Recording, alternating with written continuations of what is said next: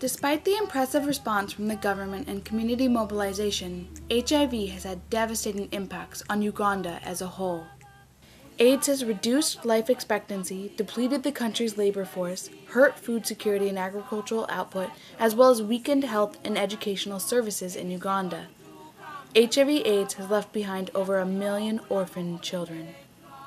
While in the 1990s the country saw lightness in the dark through the decreasing rates, recent figures claim the success might be at an end. The sun is setting on Uganda's great decline of HIV, and darkness has penetrated the epidemic once again. For the last few years, the graph has stabilized at around 6%. But of late, we are starting to see it starting to increase slowly. And that's where our main worry is. Because all epidemics, normally they stabilize and eventually tail off and die. But that slight increase now is worrying us. And the main worry is that the new infections are highest in the marrieds. Data from the Medical Research Council and antenatal surveillance indicate that the decreasing prevalence ended in 2003 and the rates of HIV are now on the rise. In 2008, Uganda was one of the 5 African nations that were supported to complete a mode of transmission study funded by UNAIDS in an attempt to understand the new face of AIDS. 43% of new infections were found to be in married couples within the 30 to 40 age group. This is vastly different from the epidemic in the 1990s, as the majority of new infections were in the 15 to 24 age group through casual sex. Prevention methods have not changed to target the shifting epidemic. They are still focusing on the youth in the ABC strategy, which does not hold any practical promise for married couples. We never used to think that married people, HIV among married couples is a problem, but now it's coming up as one of the big issues. What is the reason that a married woman or man would go and have an affair? Would talking to people change? What is it that I think the lack of effective programs is a big challenge. I mean, just coming to say, hey, it's bad, people know that it's bad.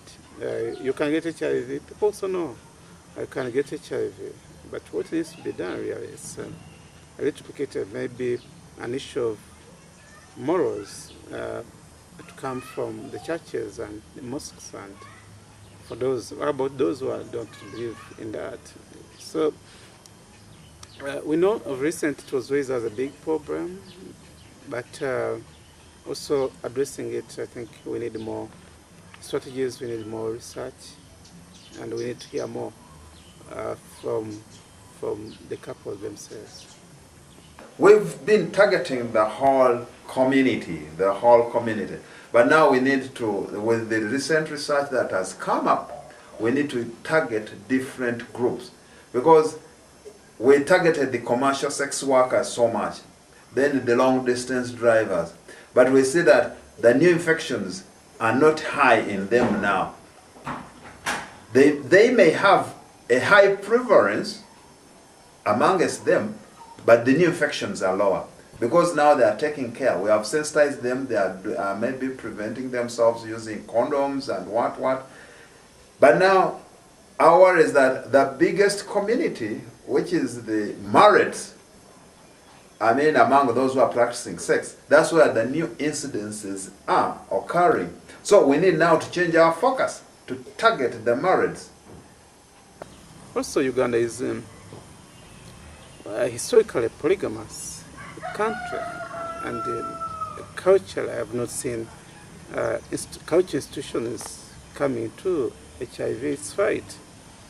We are taking on so much a medical model for HIV prevention, and probably HIV is not a medical disease. Maybe we need a different kind of model. Our parents used to have many wives, and it was okay. As this changed, how soon will it be expected to change?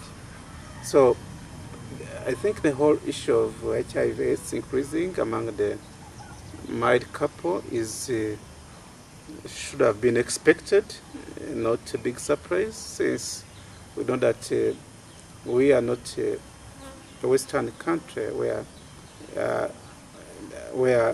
polygamy is not much practiced, but here it's a norm.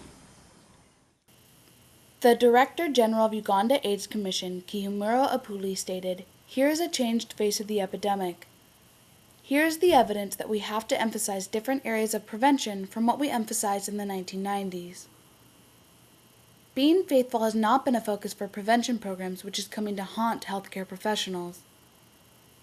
Professor Fred Wabwire Mangan, who led the study at Makerere University, called for a massive campaign encouraging couples to test and use condoms in marriage, especially for discordant couples.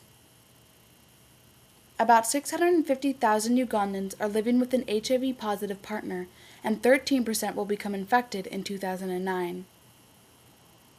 Many people do not know their status, and there are numerous discordant couples that begins to explain the rise in HIV prevalence. Additionally, Uganda needs to see programs move away from sensitization only and provide poverty reduction services that prevent women from being exploited in marriage and sex work.